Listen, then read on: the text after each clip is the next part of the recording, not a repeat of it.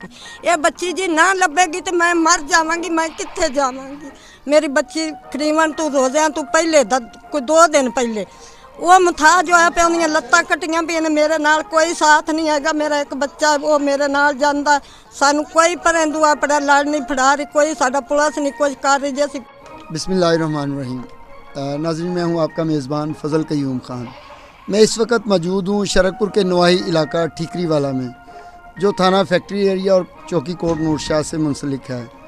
यहाँ पर अफसोसनाक वाक़या 1 माह कबल ये जिस घर में मैं मौजूद हूँ, ये आरफ भाई नॉन मुस्लिम शेख हैं, उनका घर है, गरीब से घराने से ताल्लुक़ है उनका।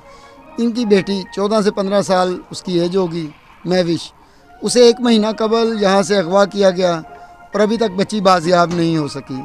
तो जो मुतासरीन हैं इन्होंने बड़ी दस्तक दी मुख्तलिफ़ जगह, लेकिन इनकी अभी तक कोई पेशरफ्त नहीं हो सकी। मेरे साथ बच्ची की वालदा मौजूद हैं, उनसे बात करते हैं कि क्या मामला हुआ और वो क्या चाहती हैं। जी, ना कणक की कटाई करन अपने बच्चे के साथ, अपने मियाँ के साथ मैं गई हुई हूँ।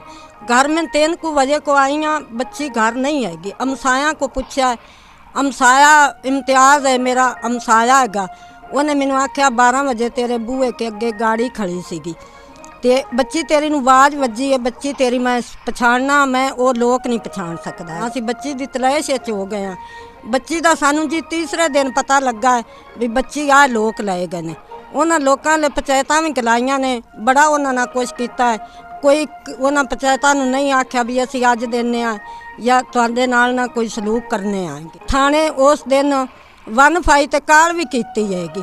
23 तरीक वाले दिन रात नू शाम नू काल भी कीती है। पुलिस मेरे कोल पहुंची, पुलिस मैनू ना चौंकी बुलाया, मैं चौंकी गई हाँ।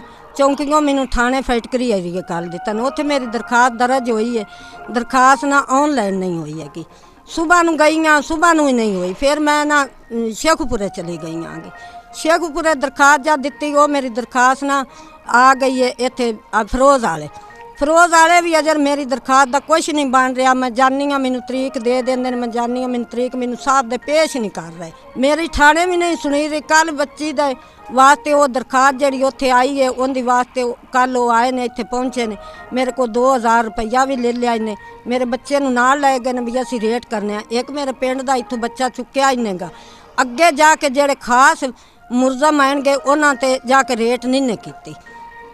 रेट करन दे नाम मौजूद हट के पिछा वापस थाने चले गए ने। मेरे बच्चे नू उत्थे रात 12 बजे तक बाब आके अखीरी उनकी भी तलाश की इन्हें, उनके कोल पैसे पूछे इन्हें, उन्होंने आंदे दे पैसे, उनकी तलाशी की इन्हें। मेरी बच्ची का कोई मसला नहीं बन रहा, सानू कोई परेंदू अपना लड़ नहीं फड़ा रही, कोई साडा पुलिस नहीं कुछ कर रही। जैसी ये बच्ची जी ना लभेगी तो मैं मर जावांगी, मैं कित्थे जावांगी। मेरे बच्चे मंगरू परेशान हो गए।